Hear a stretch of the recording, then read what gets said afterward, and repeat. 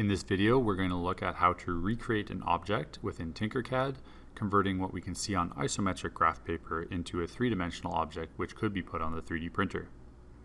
Looking at the object on the top left, we can see that it is generally a rectangular prism with a cylinder cut through the middle.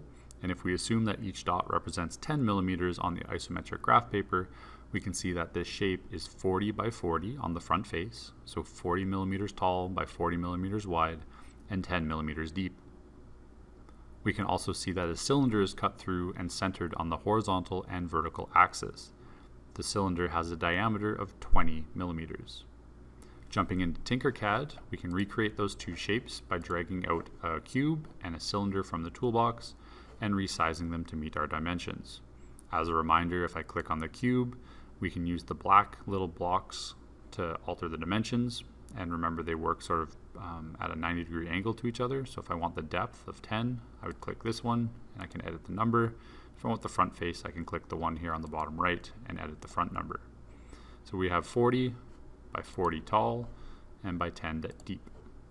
We do the same thing with the cylinder, set up its size to be 20 by 20 by 10 deep.